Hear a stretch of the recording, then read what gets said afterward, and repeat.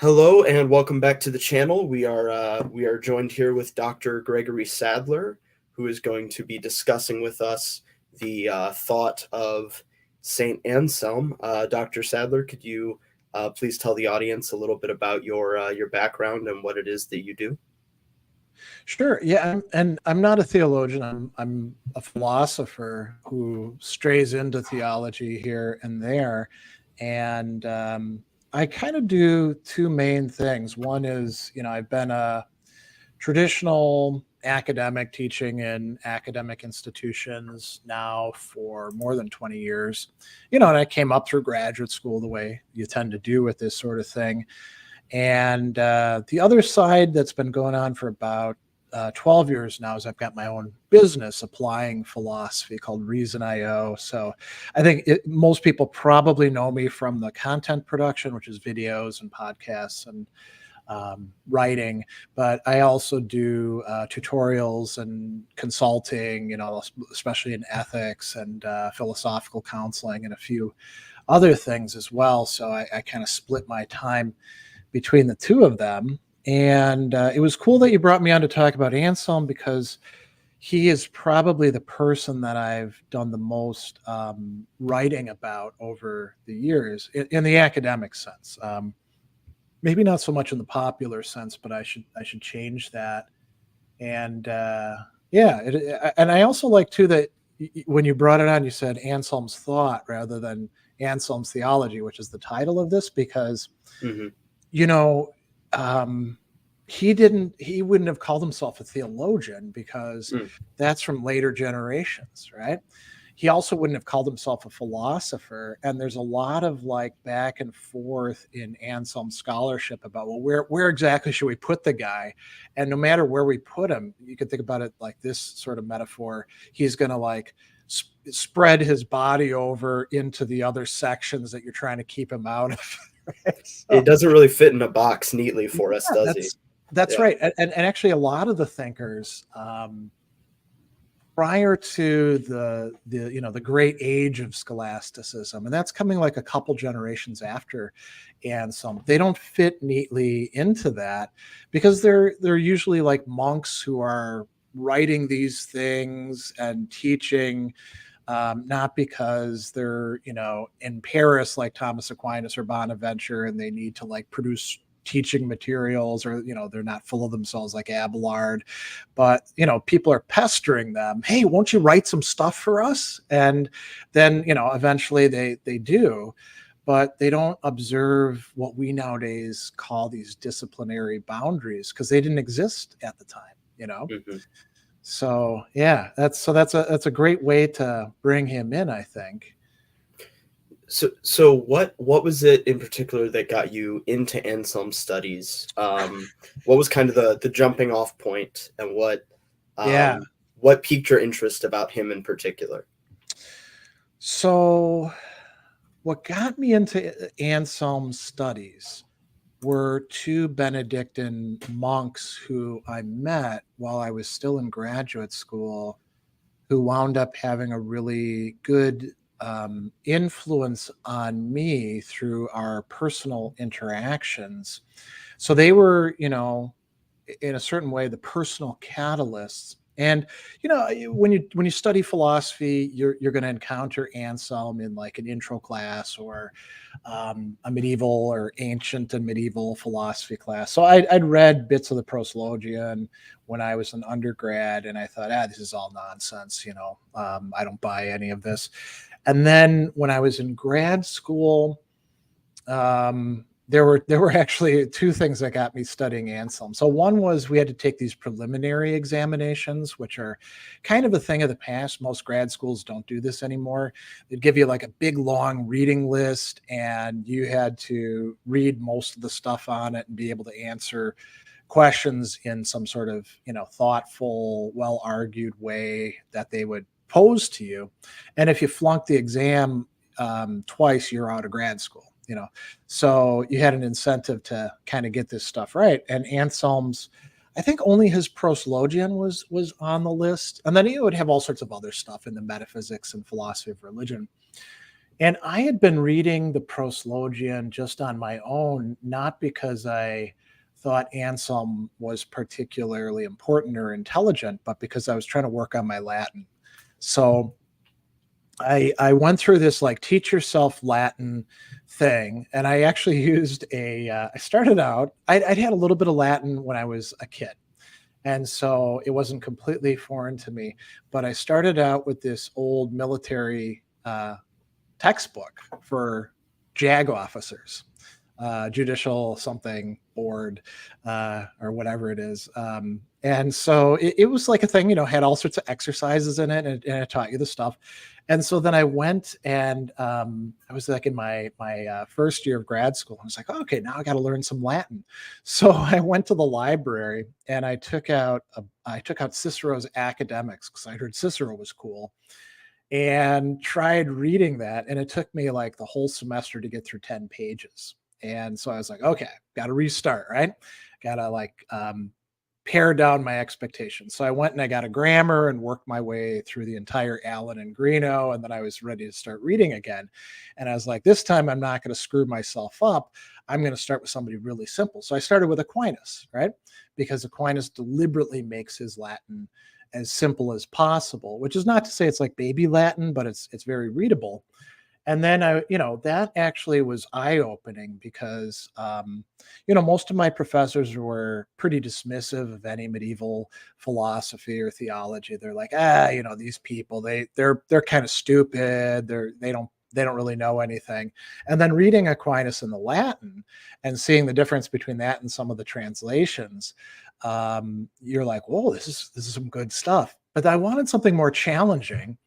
And somebody happened to have a copy of the Proslogian, this one that Charlesworth translated. So you can't see it on the thing, but and it's not a great translation.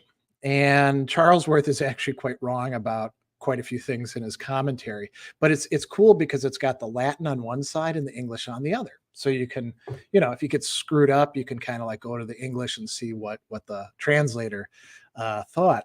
So I start reading Anselm and I'm like, holy crap, this is good stuff. It's not just that it's like rhetorically advanced beyond Aquinas and he's making interesting arguments and stuff like that. I was like, wow, there's some real depth of thought here. Who knew? Right. And, this is partly the product of going to a secular university, but it would have been the case at a lot of religious universities too, because, there's this big emphasis on like Augustine and Aquinas, and then maybe a few other people, and Anselm gets introduced just for a few things here and there. So anyway, I'm preparing for this examination. I'm getting into Anselm. I'm like reading the Monologian and the Proslogian and the Cur Deus Homo. And then I see this call for proposals for abstracts for the first St. Anselm conference at St. Anselm's College in New Hampshire, sponsored by the Institute for St. Anselm Studies. So that's a lot of Anselm right there, right? And it is like, papers from anybody about anything you want. And it's like on a notice board at our grad school. And I was like, well, I got an idea about Anselm and the, so-called ontological argument and its history through time, all put together a proposal that came out of that exam that I had to take. And I'll see if they go for it. And so then they were like, yeah, go ahead and come out here and give your talk and stuff. So I did, and immediately on getting there, I met the first of the monks that would play a major role, Father John Fortin, who has written quite a lot on Anselm, but on many other people as well. He's been the director he was at that time the director of the Institute. He was the founding director, and he's a really, really nice guy. He is what a monk ought to be. Caring, modeling the love of Christ, taking humility seriously, but not like the, oh, I'm nothing humility, more like the, hey, I know who I am. And I'm not going to like put on any airs. And he and I got to talking, And he was so down to earth. And then we're talking about, like, graduate school and Anselm and stuff like that. And he stayed in touch with me afterwards and really fostered my interest, because nobody at my school was interested in this sort of thing. And he'd be like, "Hey, why don't you read this? Why don't you check out this?" And then he eventually invited me to give the St. Anselm lecture at St. Anselm's in 2008, as he saw me, growing, and he arranged later on for me to study at the Institute. So that was one guy, and he and I have stayed in touch for really more than 20 years now. It's hard to believe we're that old now. And then the other guy was Father Pascal Baumstein of Belmont Abbey, and he was like a major Anselm scholar. And the very first conference, we're there at the hotel, and they had like I don't know, like, not continental breakfast, but like an omelet station. So, I was like, oh, I'm not missing that. I'm, a grad student. I'll eat anything that they bring out, especially nice stuff like that. And it was just him and another monk and me. And so they're like, come on and sit by us. So I do. And Father Pascal, at that time he had some brain cancer, and so his head shaved, and he talked, real softly and all that. And he starts asking me, "Oh, are you presenting? What's going on? Where are you from?" And so we start talking, and he starts telling me stuff about Anselm. And this guy is somebody who lives out a connection with Saint Anselm, so he's unfolding an entire world in front of me as we're eating our omelets, and telling me about, like, what the Benedictine life is like. And this is all stuff I don't know about, because I haven't had any real connection with them at that time. But it's a side of Anselm that I come to realize through this monk is massively important. Saying the Liturgy of the Hours every day has more influence on Anselm than, say, reading Augustine. Um, and so Father Pascal was also somebody who, like Father John Fortin, modeled Christ, and did so in his relationship to me. And he encouraged me to work on Anselm, and he would write me emails back and forth. Unfortunately, he died in the mid aughts. But he left behind a lot of great articles and stuff like that. So if it wasn't for those two guys, I probably wouldn't have persevered in studying Anselm, and I wouldn't have discovered in Anselm's works the things that drew me in and made me think, yeah, this is worth studying. And I think those personal connections, you can't like produce them according to a recipe or anything, but they wind up being so massively important. And if you think about this from a religiously informed perspective, one informed by Christianity, I mean, we could say that those sort of things are providential. Doesn't mean that, they're automatically going to work great or something like that, or that we're always open to it at the time, but it just those guys happen to be the right people for me at the right time to get me into Anselm. And then I started doing things like, not just studying his work and translating some of the untranslated things, but using the Proslogion the way it was intended to be, as a device for prayer. And, you can look at it as a literary composition, you can look at it as a big philosophical argument, or you can also, like, read along with it each day. And that's what Anselm wanted people to do with it. And I remember Paul Griffiths once saying to me years and years and years ago that I was probably the only person in recent times that he knew that actually used the text that way. Not quite true, because Eileen Sweeney's actually written a whole book about how to do that, and articles. But I think it's kind of a rarity. I think most people will pick up Anselm's text and they're like, okay, what's going on here philosophically? What is the argument, right?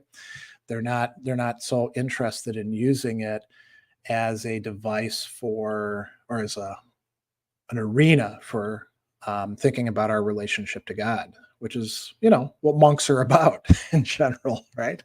So long-winded answer. But anytime that I read Anselm, those two guys are kind of in the background. Um, and I'm really grateful that I ran into them. Yeah, I relate to that a lot. The thing of picking up Anselm and at first um, kind of not understanding the cachet, and Yeah, then I remember I picked up the Monologian. I got about a third of the way through it, and I was like, well, I'm bored.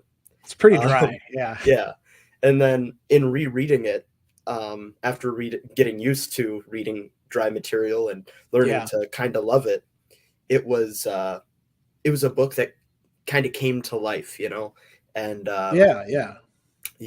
on my second read, I was able to appreciate not just the depth of thought, but the beauty of the contemplation on the nature of God, um, and the way that he describes the relations, and the analogies he employs and things like that.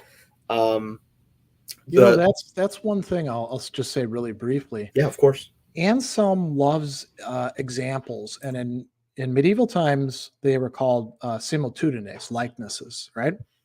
And apparently, this was like, from what we know from his biography, this is the way that the guy taught, and he was supposed to be like a really, really good teacher. And part of the reason why he was a really good teacher is he would look at his audience and he'd be like, "All right, I can use this kind of example for these people, and maybe I'll use a different kind over here." And he knows, with analogies, you always got to be a little careful because they're obviously, the two things are not exactly the same. So you can't say, well, God is like a horse cart, and say that's going to be a perfect analogy. As a matter of fact, that would be a terrible analogy.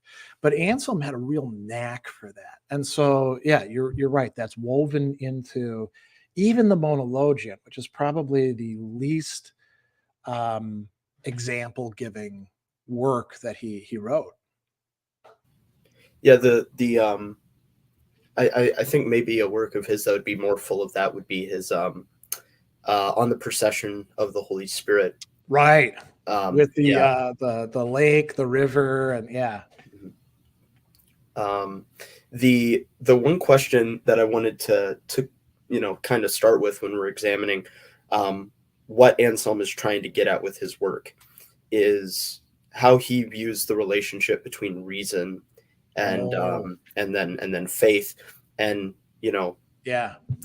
it's often I think there's oftentimes characters of how Anselm views the relationship of these things, and in the past I've heard you give a good explanation. So could you maybe tease out a little bit how does Anselm view the relationship of faith and reason, and how might this differ from what some of his contemporaries or people in the same era or similar era may have been saying?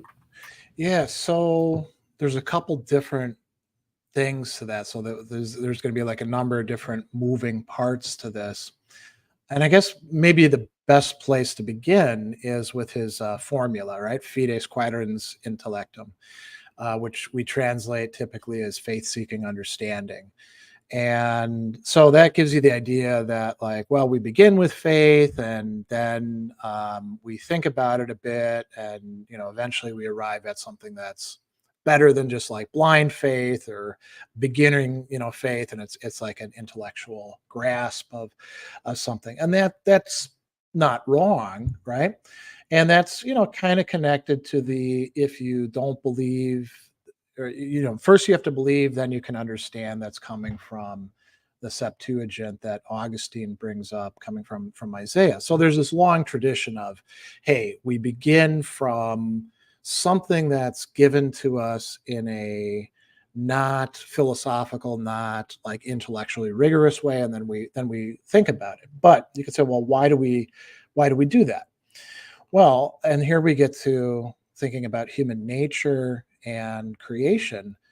um, we're rational creatures. And that means that that's the way that God made us, as opposed to, you know, cats and pigs and trees and stuff like that.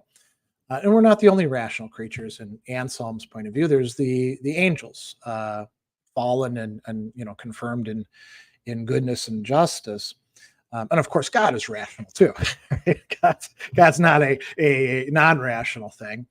And so why did God give us the faculties that we have to figure stuff out, including to think about our own, screwed upness, what he would call fallenness, our relationship to God, understanding, the cosmos, and being as well, he says it right there in the Cur Deus Homo. So God gave us reasons so that we can tell the true from the false and the good from the bad and the better from the worse and all of these sorts of things. And so that applies to, what it is that we get from faith. And, and what we get from faith is a kind of a mess, right? Some of it's experiences, some of it is like things that are handed down to us, like the scriptures, and the scriptures are a mess too, right? I mean, anybody who says, "Oh yeah, it all, I just read the Bible and it just all makes sense to me," they're not reading the Bible; they're reading something else, because man, when you go from one book to the next, and sometimes even in the same book, there's things that should be making you say, "What the hell is going on here?" We should have that kind of confrontation. And so Anselm is saying, that's what we do. We take this stuff and then we try to figure it out. And oftentimes we need God's help to help us figure it out, right? God is going to come along the way. You notice him saying that in his dialogues, like on freedom of choice and on the fall of the devil and the Cur Deus Homo. So we're not like, it's not like we start out with this one thing that we call faith and then we apply reason to it or the intellect, and they're two totally separate domains. It's a dialectic constantly going back and forth, and divine grace is involved, in the on the harmony. Or the De Concordia, he talks about how we human beings can be channels of grace to each other. And he talks about, the apostles, for example, of having been that to us, helping us figure things out along the way. And it's interesting because Anselm gets called a rationalist by a lot of people, right? Meaning that he places too much confidence in reason. And if you look at his works, he doesn't bring up scripture a lot, right? And most of the time he's saying, let's figure out what this passage means in this case. We're not going to look at any authorities, unlike everybody else at the time who's doing that. Even in his letters, he rarely brings up authorities. We're going to apply our minds to this. And so there's this incredible confidence in the capacity of the human mind. And yet at the same time, there's a proper humility there about how powerful our capacities are. And he'll say, you got to really watch out that you're not substituting your own ideas, what you'd like to be the case for what the case is for God. And I'll just give you one example of this that runs throughout a number of works. Is divine justice giving everybody what they ought to get, from God's perspective, and mercy, are these contradictory, or are these compatible with each other? This is something that comes up in the Proslogion, in the Cur Deus Homo, in the prayers, and in a number of other letters as well. It takes a lot to figure out, and we never get to the complete bottom of it, how these two things that we think about God could actually be compatible with each other. And human reason can figure this out, but it takes a lot of work, right? And it has to be, you could say, a faithful reason. Not meaning that there's some, magisterium up above who smacks your hand when you say the wrong thing, but a reason that's oriented towards, if there is some transcendent thing that we believe is truly rational, good, all these things that we see talked about in the Proslogion and Monologion as the attributes of God. How do we stay faithful to that in our reasoning about it, given how screwed up we are? And so on the one hand, he shows this incredible boldness and confidence. And on the other hand, he's willing to say, yeah, even our what appear to be necessary logical reasonings, they could be wrong. You know, we'll stick with them for the time being. Um, so he's a very paradoxical guy in how you go from, whatever it is that you're starting with onward, and the path is never really finished. You're continually trying to progress to a more and more adequate understanding of God and creation and your fellow creatures, and you know how we can become less screwed up. You know, I think that the something you pointed out there that was really interesting was how he's often caricatured as a pure rationalist. yeah, But the idea of using the intellect with a humble disposition is a different way of just being a pure rationalist. right. It's a different disposition towards the practice of philosophy. That's right. Yeah, yeah. Yeah. And it's one that, I mean, in contemporary philosophy, there's not a lot of people who are fans of Anselm or other similar thinkers for that matter, right? Because they'd like philosophy to be a completely autonomous discipline, meaning that, and their conception of autonomy is more like we just get rid of all this crap, these people who believe in something, and then we start again from whatever it is that we want to do. And Anselm would say, well, that's a mistake. I mean, you're welcome to try that, see how far it gets you. So yeah. But I mean, with Anselm, you got a guy who, again, we talked about this a little bit before. He's not he's not worried about disciplinary boundaries because they don't exist at the time. He's interested in trying to figure out things that for him are existentially important. And a lot of these are philosophical questions like, what is human nature and why are we such screw ups? I mean, that's a philosophical question. And, we've got pat answers to it from Christian perspectives. Original sin, but how the hell does that work? Right. And how do we progressively get better at things?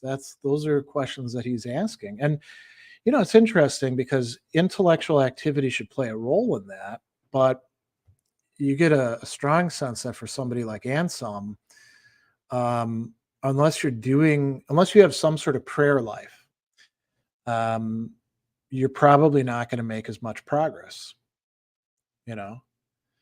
I mean, and your prayer life can't just be help me out philosophically. Sure. Yeah, I think there's something to be said about not viewing theological truth as just a response or a already established answer that we can just grab and then throw at an opposition, but something that should be chewed on to benefit the individual. Yeah, actually, he uses that metaphor in, I want to say, his first meditation of, and this is, Anselm didn't come up with this. This is a common thing in from the church fathers onward. This notion of mastication of what you're reading. This metaphor of like you take in sustenance, you chew it, you don't just swallow it, you chew it up, and then it goes into your digestive system and gets digested, and then it goes out to your body to fortify it. He would say that's what we need to do with scripture and with whatever other writings we're engaged with.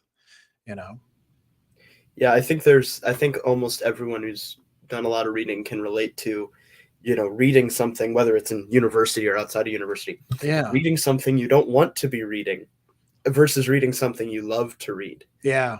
The way you think about those two things is going to be very different.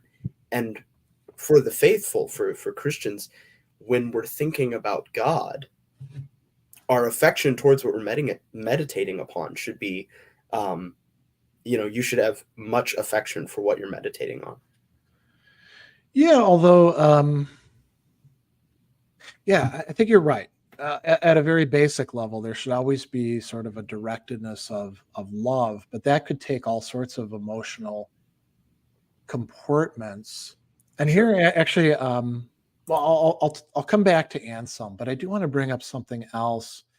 So the Psalms, by the time of Anselm and then later Aquinas and people like that, there's this tradition that's developed where sometimes they'll call it the fifth gospel, and it's viewed as and I've never I don't know how you would empirically verify this, but there's this view that within the Psalms, every single possible emotional comportment of the faithful human being towards God is represented in one way or the other. So that includes, happy stuff like, oh, I'm so glad that I've got a connection with you, God, or feeling security. You think about Psalm 1, the faithful person is like a tree planted near underground rivers. When the hot sun comes, they won't dry up, and that's all very nice. But there's all this other stuff like, holy crap, God, why are you waiting around for these people who are bad to eat all of us up, and being grief stricken and being angry and all of those sorts of things. And now to come back to Anselm, so Anselm's a monk, and the monks and priests and nuns and all the religious, and sometimes even lay people would do this too if they were literate. They would do the liturgy of the hours, and the bulk of the liturgy of the hours is the Psalms. And so if there's one book of the Bible that you're going to be reading the most of, albeit piecemeal, it's the Psalms. And so, it's a way of kind of connecting yourself to the common experience of other human beings, you could say, in relation to that thing that we call God, which is, awfully mysterious and but yet intimately connected with you. So yeah, I would like to put in a plug too. I realize that this is a little off topic, but when people are reading Anselm, it's great when they read the treatises, and it's not too hard to read your way through them because he didn't write a hell of a lot of stuff, right? It's not like trying to read the whole Summa Theologia. I don't know anybody who's actually read the whole thing, but Anselm also has these prayers, and Anselm revolutionized praying to the extent that people wrote their own prayers and then attributed them to Anselm. Oh, you got the prayers and meditations there? Yeah, that's it. And you look at his prayers, and you can actually use them the way that Anselm intended his readers to do so. He gave some directions about that, and they're wonderful. I mean, there's so much imagery, and you place yourself into this dramatic situation where you're talking, to Christ, or to, even to the cross. There's one prayer to the cross, there's three prayers to Mary, and then there's all these prayers to the saints. And they're not like, oh, saints, please help me out. They're very dramatic. They're like, hey, Peter, you were a screw up just like me. You happen to get ahead of the game. Don't cut me off. Help me out here. Help me to tend to these. And we get this really crazy imagery, like these wounds and sores in my soul, right? Heal them up. We've got Paul being framed as being a mother, this whole play of masculine and feminine. We've got this reference to the depths of abysses of sins within us. And Anselm himself, who apparently was a really, really good guy, from all reports, is saying, I'm such a messed up guy. There's so many things wrong with me. And you're like, wow, this is some pretty intense stuff. There's a lot to not just wrap my mind around, but my heart around, you could say. And I think that's legitimately philosophical, Yeah, I think there's definitely something to be said about, like you started with the story you were telling about these gentlemen who introduced you to St. Anselm, who had a deep impact upon you. When we read someone, especially someone within the same religious tradition as us. Yeah, I yeah. think that there is a certain relationship that we have with those people, obviously in the body of Christ, but also um, meditating as they meditated and reading those meditations as our own. And I'm happy you brought up this work because barely anyone talks about it, and I love it. The prayer he does, it's the prayer before receiving the body and blood of Christ. Oh yeah. I mean, I absolutely love that prayer. And as a Protestant, obviously, I'm limited in my use of the book in certain ways. Um, but I think there is more to just his thought than what is commonly brought up. And I'll keep this brief, but the emphasis on Anselm from what you hear online Yeah. is viewing his proslogion and occasionally his monologion as kind of these apologetic works. Right. And I think that limits readers to explore the depth of his corpus, but also the rest of what he has to say about theology and philosophy. That's and I that's a good thing to bring up. So the reason he writes the monologion is not because he's trying to convert the unbeliever. It's not a summa contra gentiles, or and I mean, and actually some of his students would write apologetic stuff later on, like Gilbert Crispin. But Anselm isn't doing that so much. It's that the monks he was teaching as the prior of the monastery, right? So he's the second in command and he's in charge of teaching. It's a very new monastery. Lanfranc was the first prior. He leaves, becomes Archbishop of Canterbury. Anselm steps into his place. And the monks like what he's doing so much that they start pestering him. And they're like, will you write some of this stuff down for us? And he's like, no, I don't want to do that. I'm just like the rest of you. And they're like, yeah, knock it off, buddy. Write the stuff down. So he does. And then if you look at, the sort of like origin story of the proslogion, so there's this really cool thing about, can I reduce all the many arguments into one argument? So that's pretty philosophical, right? But you notice the sort of existential position he's placed in. He's not making headway, and he's finding that it's drawing him away from his prayer life. And after a while, he's like looking for this single argument, and he decides this is actually a tool of the devil. It's drawing me away from my monastic vocation. I'm going to stop thinking about this. And of course, when you try to stop yourself from thinking about something, it's not a very good strategy, especially if you're a thinker, right?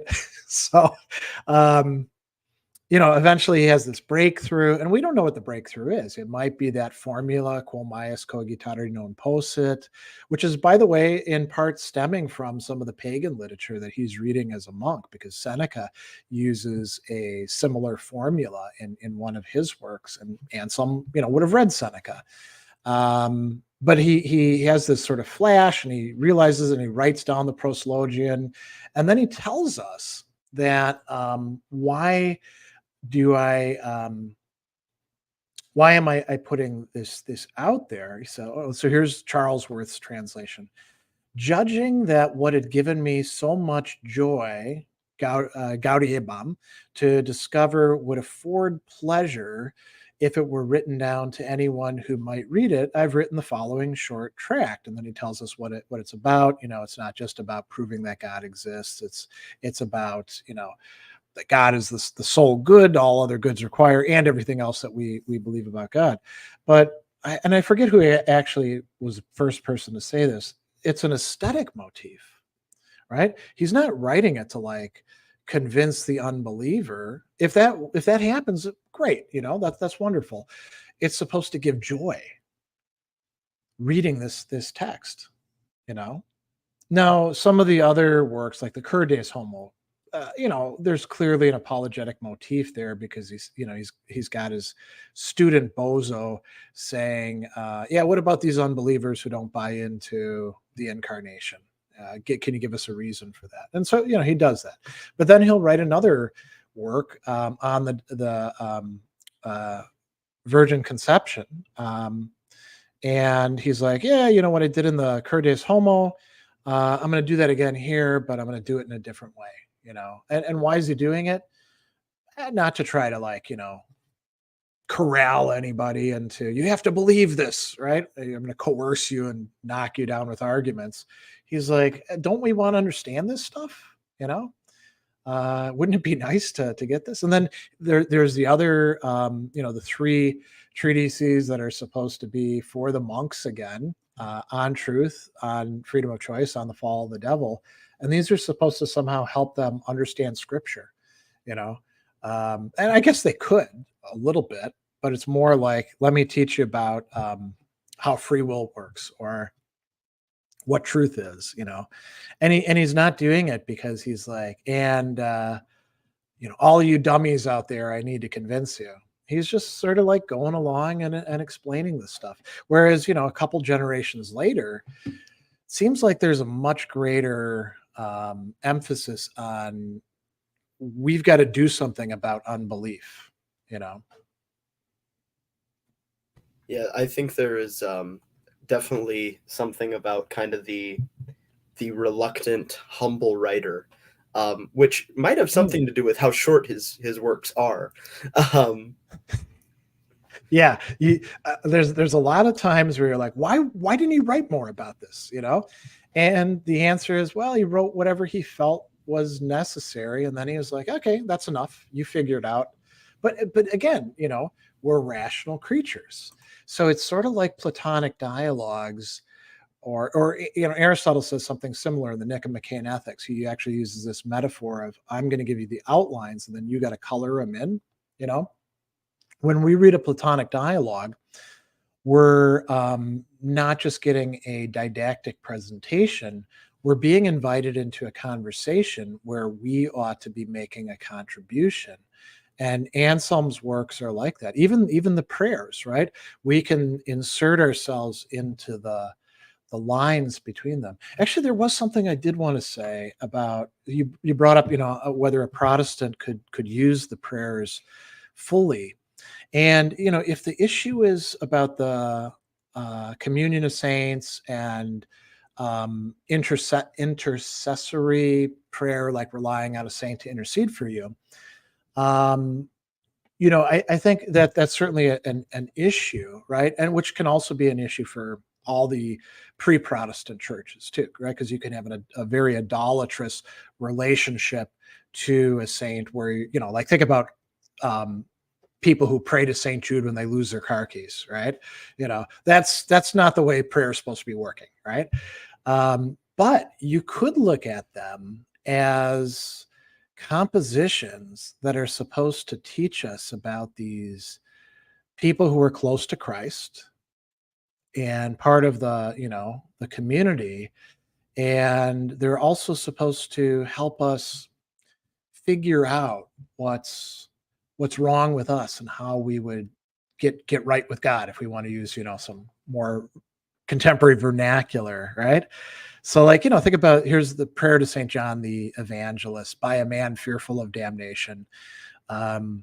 He says, holy and blessed John, chief of the evangelists of God, best beloved of the apostles of God, you are preeminent in the love of God among so many who are eminently loved, so that outstanding love is your characteristic sign among them all. I mean, you can read that and be like, wow, I should try to be like John, or at least, you know, close enough that I could, like, grab onto his coattails a little bit, you know.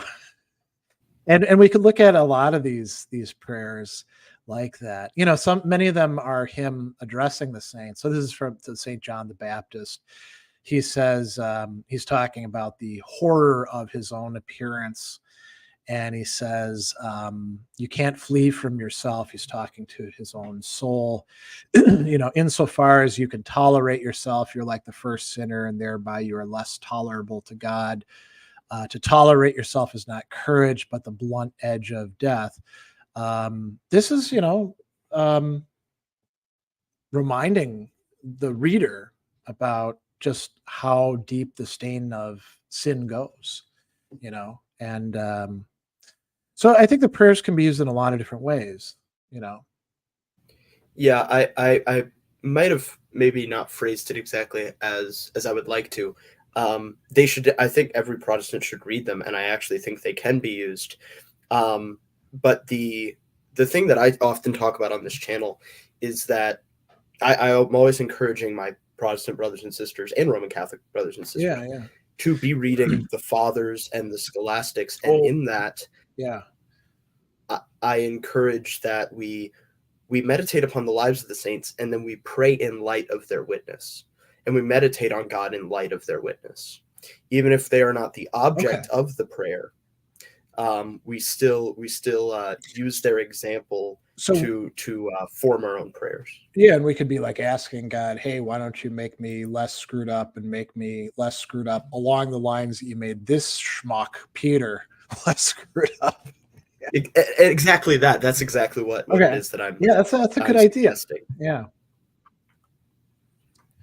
Yeah, I like that idea. You know, and going back to like the church fathers, I think it could be useful sometimes too to think about like with these monastic authors. So, you know, prior to scholasticism taking off full force, which is just, you know, like a generation or two later, um, you know, I found it useful to think about who was this guy reading and attending to. So when you look at like the Rule of Saint Benedict, Benedict himself recommends reading John Cassian. And so, you know, he's a monastic author who wants to figure out how does monasticism work. And he goes, do you know his story? Because it's kind of cool. No, I do not know John Cassian. Okay. No. So he's a Latin, right? He's in the Latin speaking West, and he and his buddy, and I forget his buddy's name, they decide to become monks, and they're like, well, we got to learn about what real monks do, not like our kind of make it up as we go along thing happening here. Let's go to the Holy Land where there are all these great monasteries. So they go there, and when they get to Palestine, the Palestinian monks, after they explain what they're up to, they're like, oh, yeah, I mean, we're good monks, but the really good monks, the ones who really have it down, they're down there in Egypt. You got to go talk to those guys. So now they have to make another journey, and they go wandering around, going from monastery to monastery, talking to the monks, talking to the abbots, trying to get like the real teachings. And some of the abbots tell them more things, some of them less. They read some literature along the way as well. So Evagrius Ponticus plays an important role, an earlier Christian author who's very important in Eastern Orthodoxy. And then they come back, and Cassian writes two main works. One's called the Institutes, and the other one's called the Conferences. And the Conferences are actual conferences. They go to an abbot and they're like, hey, how do I deal with this problem over here? And the abbot's like, well, let me tell you, kid. And they go through it. And then the Institutes, what's really cool about that is there's this great discussion of what we call the 8 capital vices, which is, again, coming from Evagrius Ponticus, which will later get turned into the 7 deadly sins in the West. And, there's also some really interesting speculations about what is a Christian community supposed to be doing? Like Cassian will tell us that no single person can have all of the virtues, that it's unlikely that anyone will develop more than one virtue. So where do we actually have the unity of the virtues? In the Christian community, where we each contribute our share. And he's just like one of the guys from ancient times who, Anselm is reading. There's Lactantius, who, wrote in Latin and circulates around. There's Clement of Alexandria. There's a ton of Alexandrians. There's Justin Martyr. There's all these really interesting people that are living a Christian life, and they're also engaging with the culture of their time. So sometimes we get to see what they make of Plato and the Stoics and the Epicureans, and that's, for me, reading that stuff has been really enjoyable and helpful. And I'd like to see other people doing that too. Going back to the fathers means entering into this wild conversation that's happening with all these different people involved, some of whom aren't even Christians, some of whom are pagans or Jews or Manichaeans, that are interlocutors, So Yeah, I think it's something we don't often think about. The fathers, looking back to earlier fathers, that feel yeah. far away from them, and that is something that I noticed in reading Saint Maximus, is he's looking back to the Cappadocians and explaining some of their teachings. Um, the one funny thing I was going to say is I have not read those works by Cassian. The only thing I've read that had anything to do with John Cassian was a disciple of Saint Augustine wrote a response to him, Yeah. Saint Prosper, and so yeah, that was my only encounter with Cassian up to this point. Cassian gets looked at as being a saint in the Eastern churches, but not in the Western church, because he's considered suspect.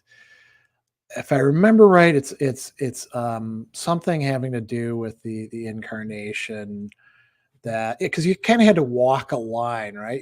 You have to. By then, there's like these heresies out, and you definitely don't want to be a heretic, right?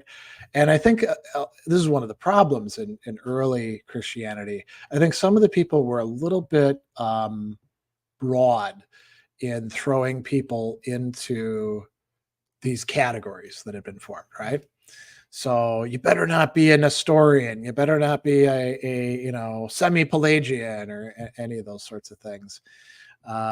And so Cassian was looked at as being kind of suspect for that reason. But the institutes and the conferences were considered to be A-OK, Well, So, because I know those are published by Newman Press. mhm. So I know that those are put out by a Catholic organization. But the thing that is interesting is that that's the case with a lot of early church writers, like Origen.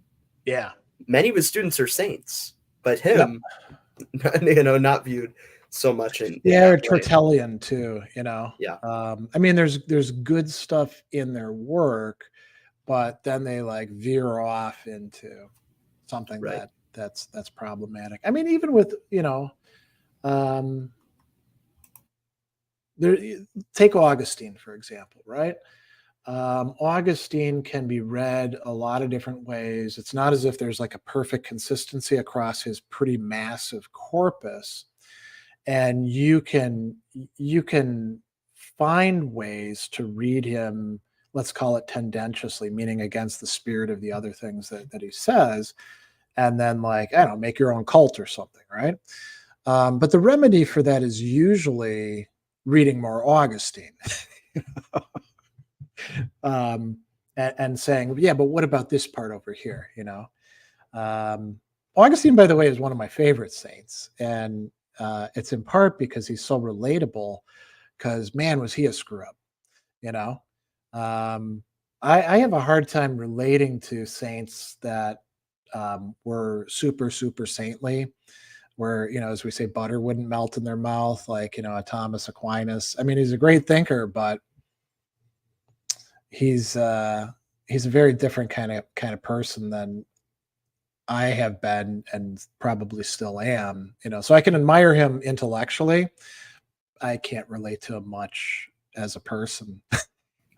Yeah, well, I think there's something to be said about the juvenile sin of Augustine, with Yeah, but some of his he passion. keeps sitting well into his 30s. Well, we do continue, Yeah. but the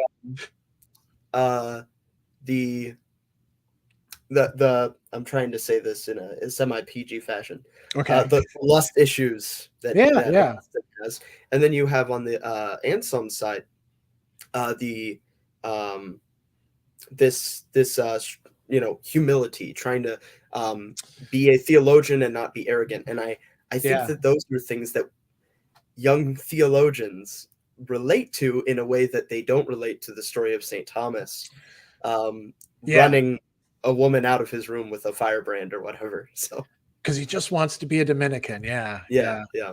I mean, somebody else who I don't really like much is Abelard. I mean, he's a great thinker. He's quite interesting to study, but he seems to have been kind of a jerk.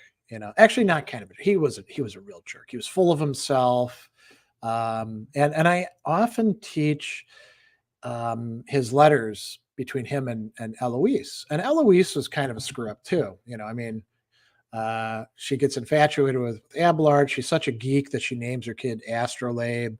Um, but there's these wonderful letters, and you can tell she makes a great argument that even though they have entered religious orders, they can still be and still are husband and wife and should be able to, without having sex, because obviously he's castrated, right?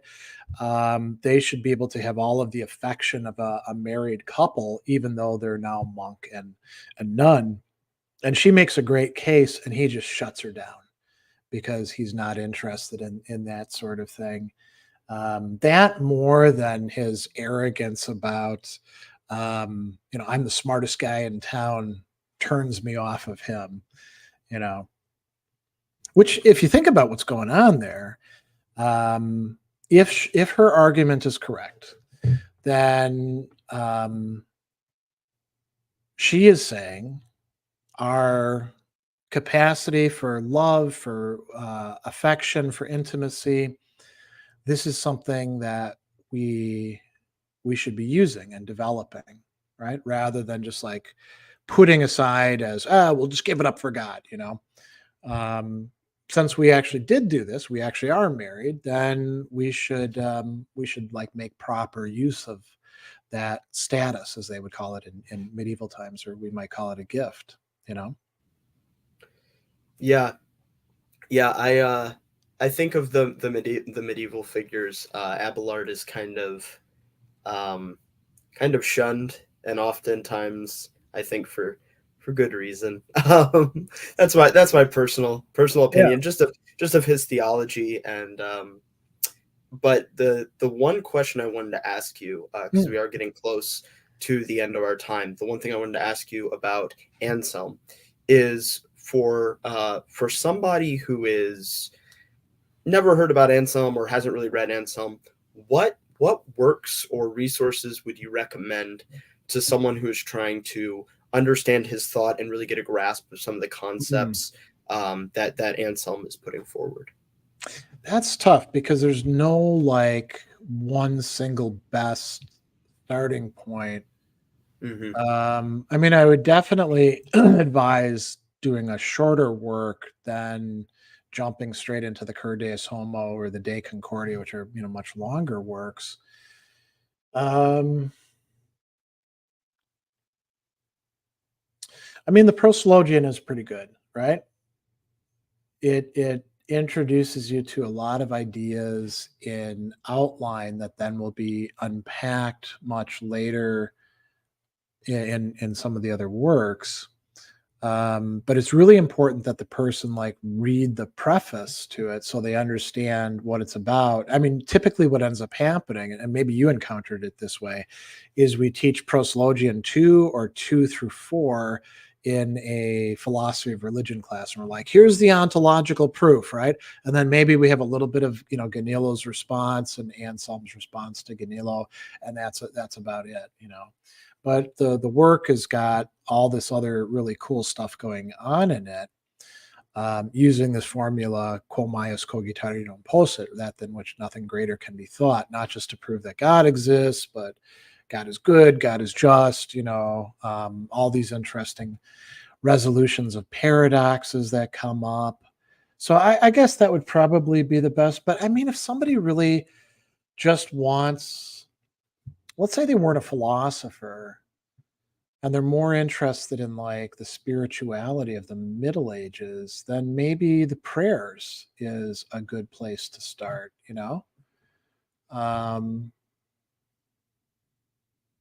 Those would probably be the best. Yeah, I think there is something definitely to be said about the prayers as approachable, Yeah. without specifically, you know, you don't have to be a theologian to appreciate them. Right. And to meditate, you know, even for a Protestant, to meditate on the lives of these saints and where we are in relation to God and in relation to them.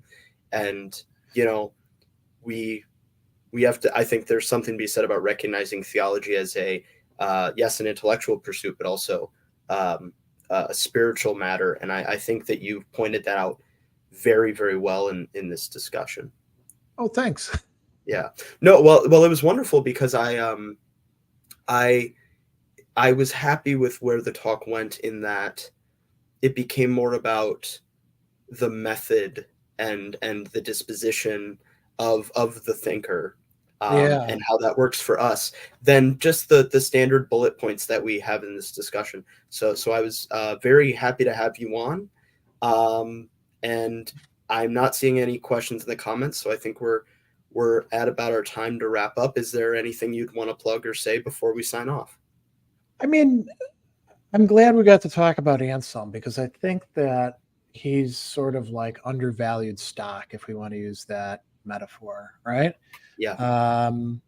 And there's so many other great authors that, you know, I don't want to single Anselm out and say, oh, he's the one guy you've got to read or something like that. But I mean, you can tell I have a real affection for him that built up over time. And I think that, you know, that might be something that maybe it provides not an argument as such, but a sort of witness. This is something worth reading because, you know, I mean, you and me both think that he's somebody who's got a lot to offer. And so maybe your viewers or listeners will be like, yeah, I'll give him a chance too, you know? Mm-hmm. So yeah. I'm getting all this backlight from behind as the sun's coming down from the west. Well, Dr. Sadler, we appreciate having you on the channel. We are thankful for your time. Thank you guys for listening. We're going to end it off here, and we'll see you in the next one. Thanks for having me on.